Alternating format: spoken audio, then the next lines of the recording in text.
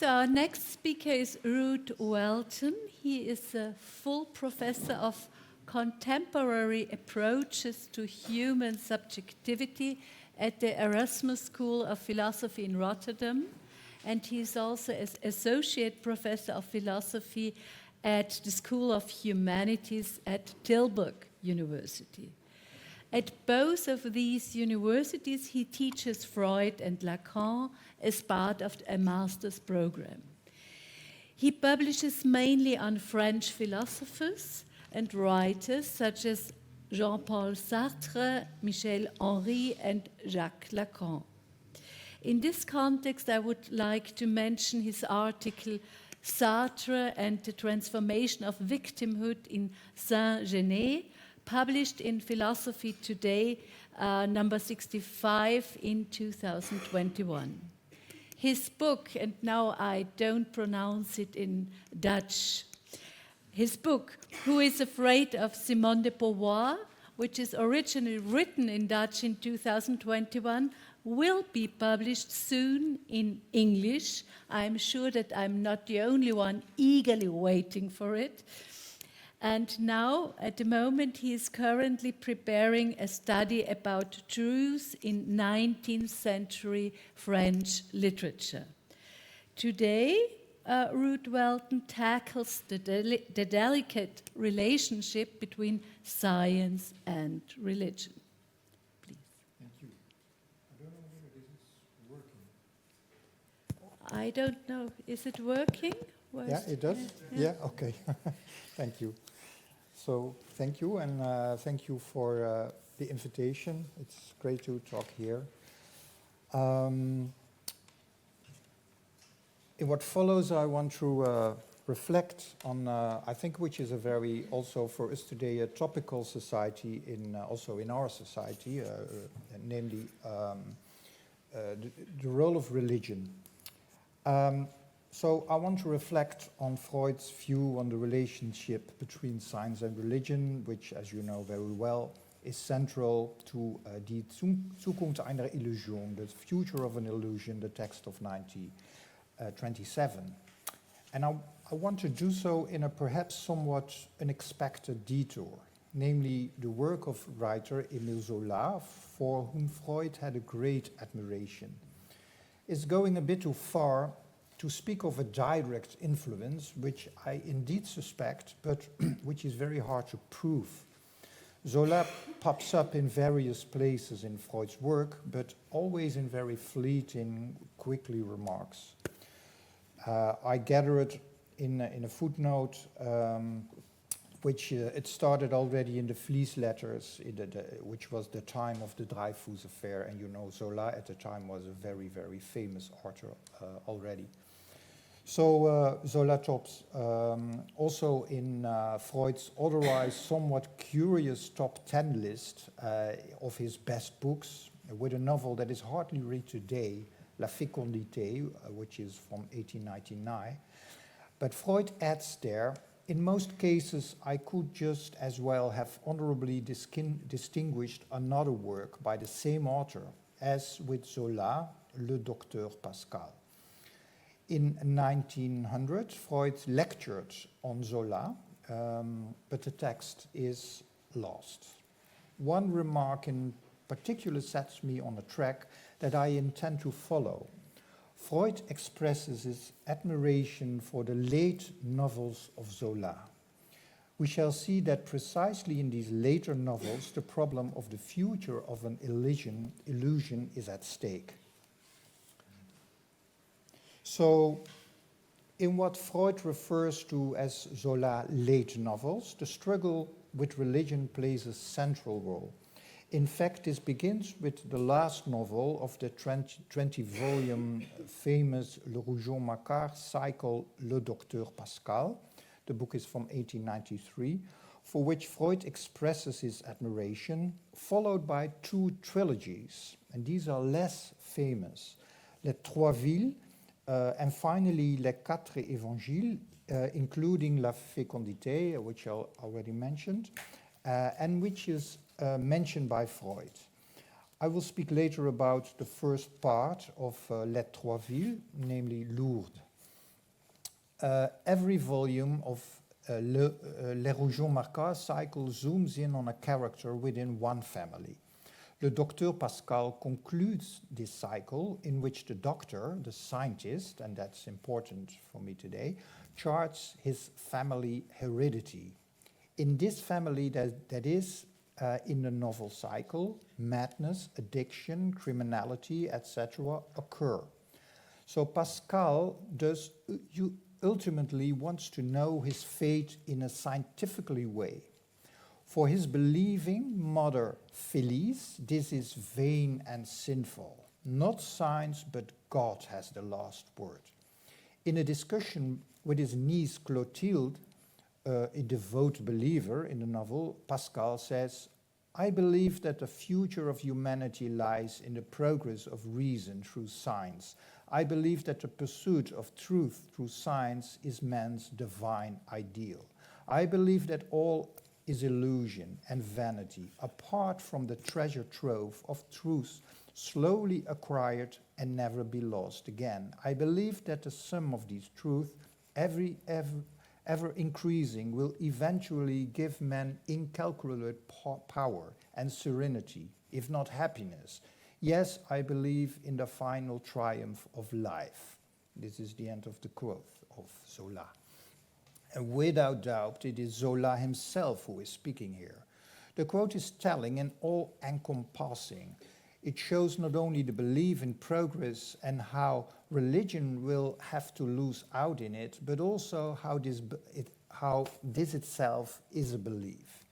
Yet truth is reserved to science. Pascal, Dr. Pascal, reproaches Clotilde, you're just like everyone else. You can't live without illusion and lies. End of the quote. Fate is an illusion, a lie, without which the religion person cannot live. So that's the position Zola takes. This belief in science over religion is also central to the future of an illusion. The word illusion is crucial for Freud because he distinguishes it from lie or error. I quote, we call a belief an illusion when a wish fulfillment is a prominent factor in its motivation, and in doing so, we disregard its relations to reality, just as the illusion itself sets no store by verification. End of the quote. Zola often uses the phrase a divine illusion. Zola tirelessly describes the wish fulfillment of his religious characters. The steadfast fate of the Lourdes pilgrims Zola describes is easy to understand from their fervent desire to heal. With the principle of wish fulfillment, Freud makes religion analyzable in the manner of a dream or a lapsus. This implies on the one hand that religion as a phenomenon submits to the science that is psychoanalysis, but on the other that religion as a common human phenomenon is as the nightly dream is. Nowhere Freud does claim that people should not dream. So should they stop believing because religion is an illusion? This ambiguity characterizes Freud's attitude towards religion. We see him struggling in the text with it. I do not read Freud's text as an outright plea for atheism, but as a struggle with the question of religion and science. And this is the same for Zola. Quite apart from the content, what both writers do is engage in a dialogue with religious men. It cannot escape a reader's notice that Freud uses a dialogue form from part 4 of The Future of an Illusion. Unusual for Freud, by the way. Not, of course, unusual for a novelist. That's very natural. Characters are set up to debate with each other. But like Zola, Freud makes every effort to emphasize with the believer's perspective, aware that fate cannot be convinced by reasoning. There's no doubt that both Freud and Zola are spokesmen for what we can refer to philosophically as the death of God, of which Nietzsche, in his famous aphorism, described not so much the triumph as the tragedy. At the end of the 19th century, the question is no longer does God exist, but what do we do with the illusion of religion now that God is dead? Is there still a role, even if religion is nothing but an illusion? But the question is also crucial up to today, for despite all the rational rejections of religion since Voltaire, religion continues to persist in our world, and it does not look like that it will ever disappear. Freud was very well aware of this, I think. He removed the rational grounds of religion, but is left with an unease. Religion is an illusion, but what if this illusion plays a crucial, even positive role in the organization of a society and of the human individual? And Freud keeps this option open against his will. For both Freud and Zola, there is an alternative to religion, science. Of course, this mainly says something about the limited way they view religion. Religion is there to cover that what we do not know, but after the death of God, this role is taken over by science. This is an utterly 19th century ideology. Think here of Auguste Comte. Religion is no longer supported by the existence of God, but is evaluated after an epistemological position. Science is real knowledge, religion is just belief. However, illusion turns out to be many times stronger when it comes to the big questions of life than scientific fact. Freud and Zola are particularly sensitive to this power of illusion, while at the same time rejecting it. So the problem is by no means solved. Science declares religion an illusion and appropriates the claim to truth, but this itself may well be an illusion in the light of religion, as Freud himself writes. The stalemate between science and religion, at least in the 19th century until Freud's text, is total. But it is already in 1843, Pierre-Joseph Proudhon, the famous man of anarchism, took this position. I quote Proudhon, "Religion is hostile to science and progress." This statement, which might seem to be dedicated by impiety and hatred, is almost an article of faith. End of the quote of Proudhon. On the other hand, from the viewpoint of religion, science is not just an alternative way of looking at things, but vanity and sin. So we are spinning in circles here. A compromise between science and religion is impossible. The stalemate is being pushed to the limit in Le Docteur Pascal of Zola. Without going into detail of the story, let me draw attention to just one aspect that runs through the story, book burning. In Le Docteur Pascal, it is Pascal's mother, Félicité, who wants to burn all his notes and works. The old mother is a devout believer and sees her son, who is scientifically concerned with fertility and heredity, as Zola was himself, as a traitor of fate.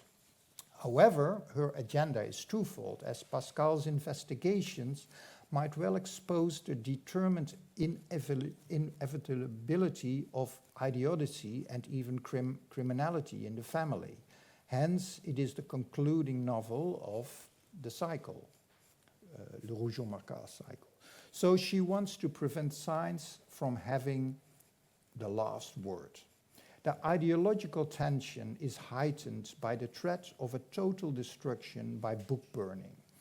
There's no chance that science and religion in the end can coexist. From the perspective of Pascal, Dr. Pascal, this burning of his scientific work is nothing less than a mother burning her son. And as you know, book burning was the fate of Freud's work on 10 May 1933, when the Nazis burned his and many other works.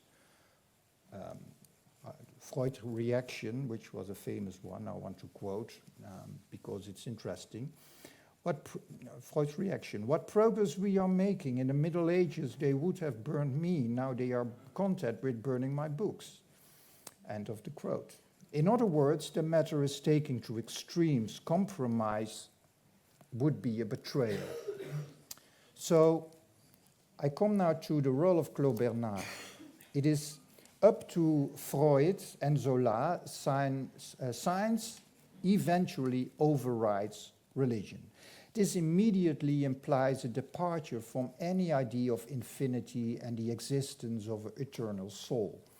Death is no longer an obscure entrance to an internal world of whatever it is, but simply death.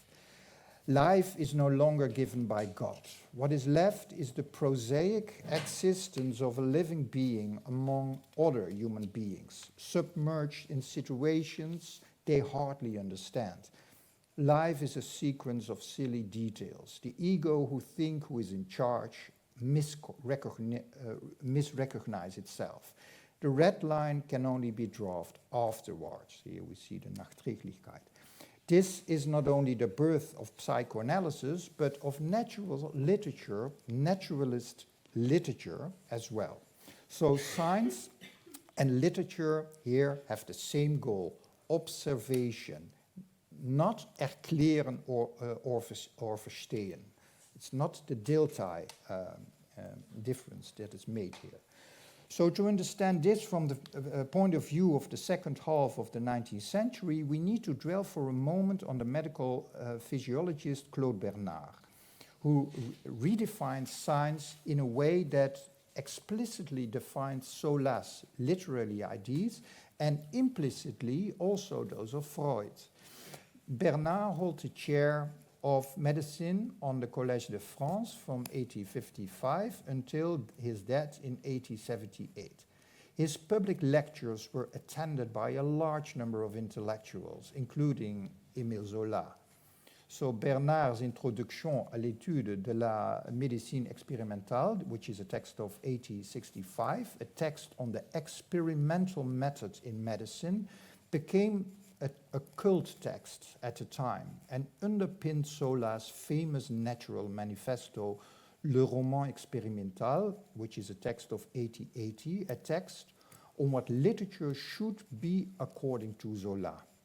Literature should find its ground in science rather than art as romanticism, as the bulk of 19th century envisaged it.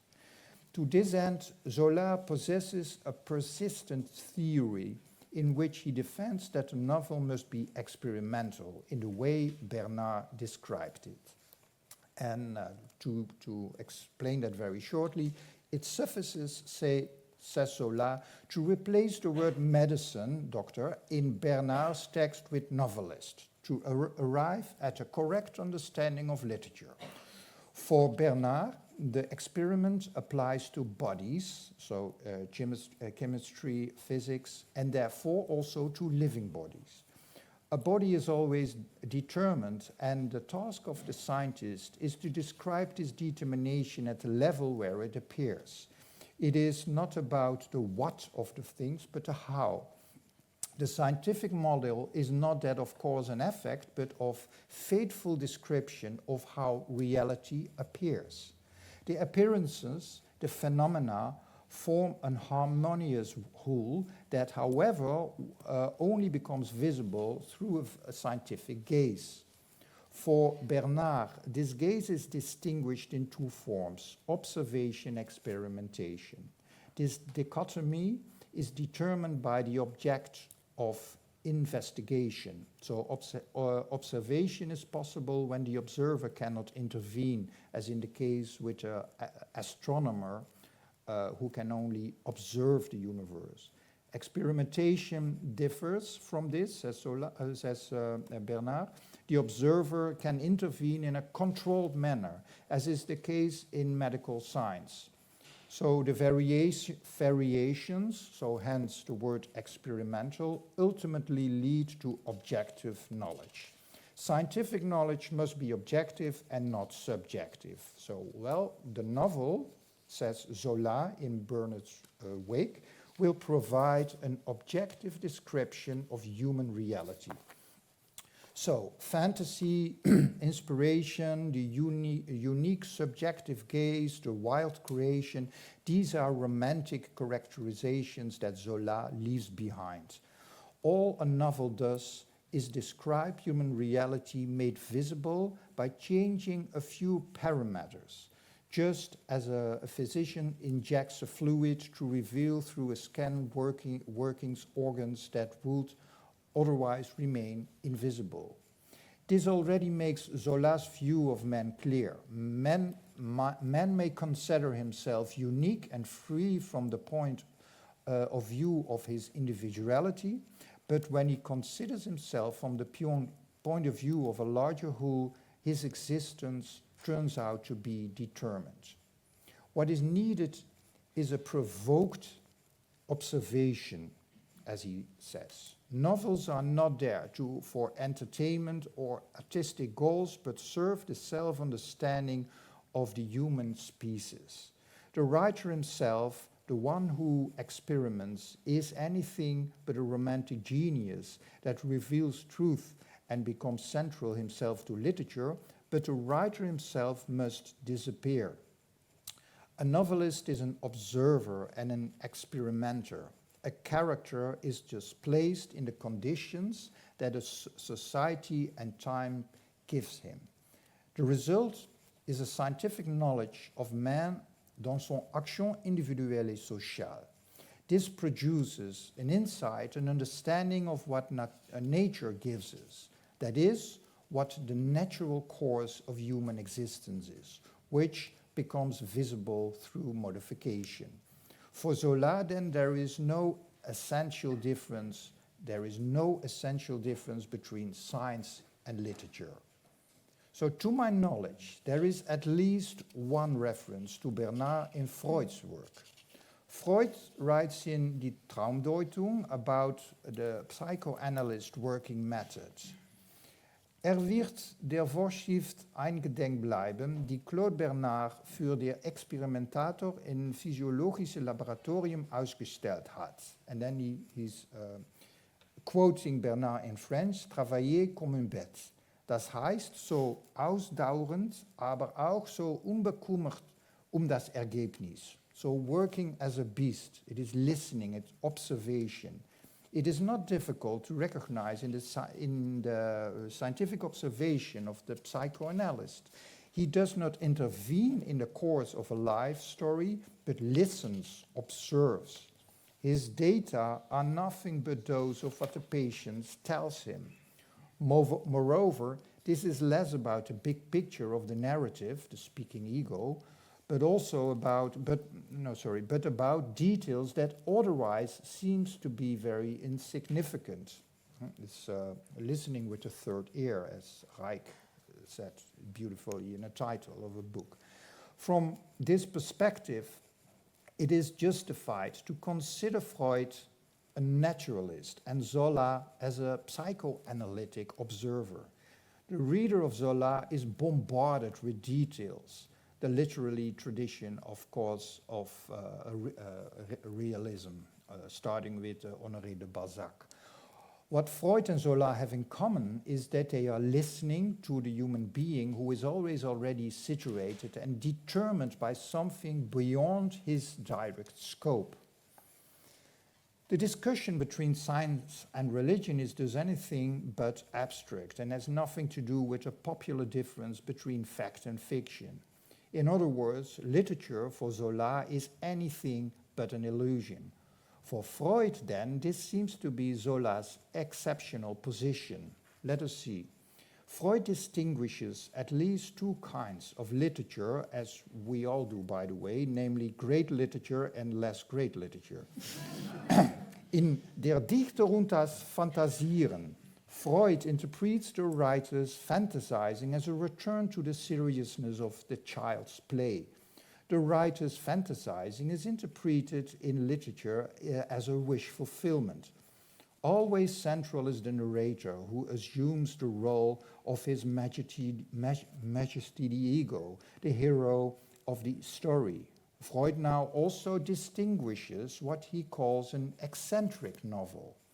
I quote Freud, "In this, the figure introduced as a hero plays an extreme passive role. He is rather a spectator who watches the deeds and grievous experiences of others pass by." And he adds then, "To this category belongs some of Zola's later novels." End of the quote. These novels by Zola are just not marked by an active ego fantasy going back to childhood, but are characteristic of what Zola, following Claude Bernard, calls experiment, observation with intervention. We can doubt whether le docteur Pascal fits this description. Dr. Pascal meets Zola himself in many ways, not only the fascination with science, heredity, namely, but also we can understand the incestuous relationship Pascal maintains in a novel with his niece as a wish fulfillment. Zola maintained himself an extra marital sexual relationship with a family laundress, Jean Rosero. However, if we conceive of the later novels, the Trois Villes trilogy in particular fulfills Freud's description of the eccentric novel, in which, moreover, the problem of religion is central.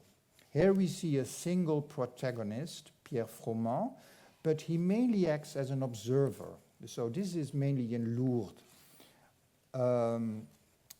And that book reads like an incessant stream of observation in which not only the narrator but also any narrative, while not completely disappearing, are regulated to the background. You understand that this makes for a rather unreadable novel, and peculiar to these later novels admired by Freud, unlike the novels of Le Rougon-Macquart cycle, are not really popular anymore. As Zola Schuler has shown, Zola only really realizes his theory from Le Roman Expérimental in these later novels. That is said, Pierre Froment, like Le Docteur Pascal, Zola's own position is easy to recognize. He is now not a scientist, but a priest who has fallen from faith and abhors the commercial circus around Lourdes, but at the same time wants to respect the religious needs of the pilgrims. The illusion of religion is too persistent. Lourdes was chosen by Zola as an object of study for a reason. He traveled there himself, and alongside the novel we have his bequeathed notes on his visit. The alleged Marian apparition in 1858 by Bernadette Soubirous at Lourdes caused a wide and fierce debate in the second half of the 19th century. It widened the gap between science and religion at the time. Freud's teacher, for instance, Charcot, responded at length to the Lourdes cult in 1892 by La foi qui guérit, Faith that heals. I come to my last paragraph. While it is still possible to take a nuanced stance on the existence of God somewhere between faith and science, the case of Lourdes makes such a stance impossible. Freud admits that the power of psychoanalysis has to give way the faith in Lourdes. He writes, I quote, I do not think our successes can compete with those of Lourdes. There are many more people who believe in the miracles of the Blessed Virgin than in the existence of the unconscious. It is interesting that... Maybe not here. By the way, it was André Gide at the time who equaled God with the unconscious. Very, very un-Freudian, of course, but less un-Lacanian. So I keep it here. So thank you. Thank you for your attention.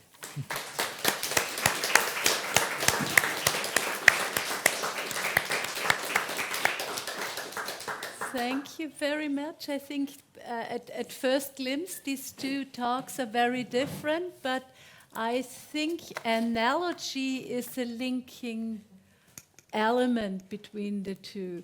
So I would like to invite you to questions. Please, over there, in the fourth row, fifth. Thank you. Thank you for your paper, very interesting. I just had, talking about analogy, I had a question about experiment in science and vivisection and the idea that one does not intervene, because I would have thought that Claude Bernard did very much intervene in vivisection because he killed. So, Yeah. so what, like I found the analogy between the listening without whatever, the floating attention and Yeah. vivisection, problematic perhaps, because Yeah. there were such debates around Yeah.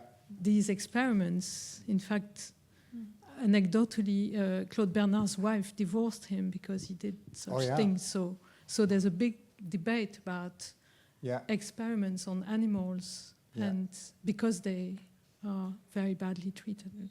So just wanted to, because you spoke about experiment, but in this particular case there were, it's a different, it's really intervention, and in fact that's how it worked well, because he intervened, but then it poses a problem of experiment that works, but that makes us intervene badly. Thank you. So I am not an expert in Claude Bernard, so I came to... No, sorry, there's another one over there. I came to Claude Bernard via the text of Zola, and the reading of Zola is very strange and much criticized also. So he makes a very strange interpretation of what Bernard is doing. I read the text of Claude Bernard, of course, and it's particularly not the same thing as they are writing, but it is also that thanks to the text of Zola, so the cult around the text of Bernard became even much more bigger. But it is also that even if you take a look at the books of Zola, he is not really doing what he is writing in his text, Le Roman Expérimental. But the position is very interesting. So what interests me is that I see an analogy between what Zola is wanting to do, which is quite common in 20th century, at least French literature. So I'm thinking of Georges Perec, for instance, only observation, and no story, no narrative, not an ego that is interpreting, but only observation. I think I'm not claiming, and because that would be nonsense, that there is a direct influence on Freud, but if you see what Freud is doing is listening, and the things that you think patient that are so important are not important to me, but I listen to other things. And that's something which in realism plays a huge role, of course, which is very close to Zola. So, and I think this is where Freud is interested in Zola.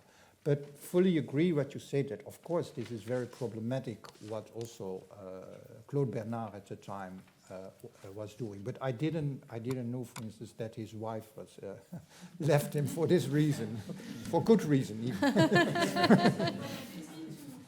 just meant to intervene in the idea of analogy, because that's interesting. The analogy can stop there, put into practice.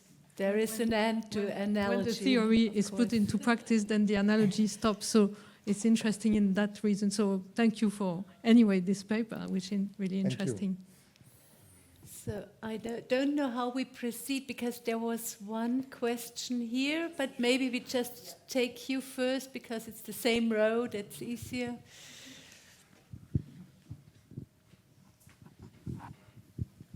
Thank you for this very interesting talk. I wonder if you would consider doing another talk about the conflict between science and the arts, namely literature, writing novels. Yeah, that's great. Yeah. Go for it. Yeah.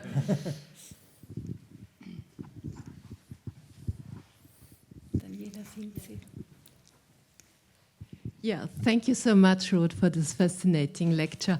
I was just interested by the lecture, the lost lecture Freud wrote about Zola in 1900, you said, because I was wondering in which context he would have delivered this lecture. This is before the Wednesday Psychological Society would start. I guess it was not at the university. Yeah. And so maybe this has been for Bnei Brit. Yeah. And also this would have been his first text on literature or on a literary person. So Yeah. is there more you can tell us about this incident? I have all sources, but I will not mention. I will not mention them. But it was. Could we take a photograph? Yeah. I don't know how to pronounce it, but it was the Freud. He was a member of this Jewish organization. Die Loge. Okay, that's Yeah, it. and it was for this the members of that he wrote that he gave this lecture. Yeah, Also Bnei Brit is also said to have been the rehearsal, so the first sounding board he had in order to present his idea before he started with the Wednesday Psychological Society. So an important group for starting to share his ideas. So that's really interesting that he would talk about Zola for them. Yeah, thank you. But yeah, that's also interesting because he particularly doesn't see Zola just as a writer, but as somebody who is very good in observing. Whether that's true or not, of course, but that was his fascination. Okay. Yes. Thank you for your presentation. Since you also work in the field of French philosophy and Lacan theory, I would like to ask the following. From a Lacanian perspective, would you say that Freud's view of religion places it more in the realm of the imaginary rather than symbolic? And if we were to consider religion as a text or structure with the symbolic order, would the tension between religion and science still remain as strong as Freud suggests? Wow, that's an easy one. Yeah, I made a few years ago a book on this topic. So the religion in Lacan, with several authors.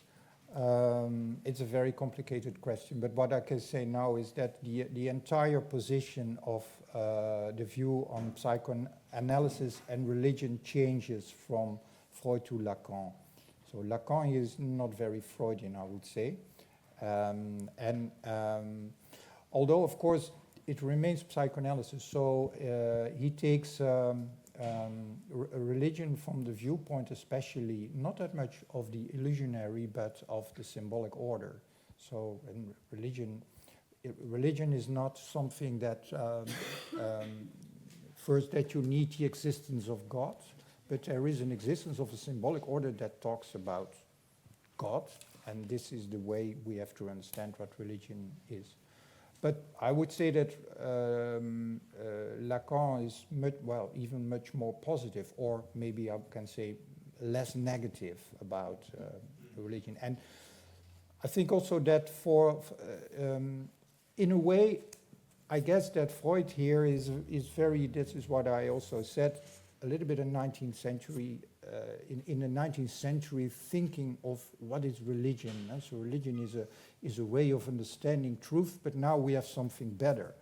But yeah, everybody just remains to believe, and what do we do with that problem? So that's the problem of Freud. So it's an illusion, and it is an important illusion. And I think that's the brilliancy of the text, is Zukunft, einer, Illusion, that he takes that problem very seriously. So I don't take it as just an atheist manifesto or something like that, like why I am not a Christian believer and that kinds of text at the time. So it's a very fascinating text. So yeah, but yes, of course, your question is very interesting, but it needs an own conference, I would say. Right. Thank you. There's another question over there. Right. Thank you. I too found it fascinating, your explication of Freud and Zola, so I really appreciate that. It's more of a comment. I'm from New York, and it's not unusual to hear people there say that psychoanalysis is the only religion you don't have to believe in God. And there's an irony, given everything that Freud wrote about the illusion of religion. Yeah. I think this might be a good last word. Certainly. Thank you. So, thank you, and please join me for a warm thank you, applause. Thank you.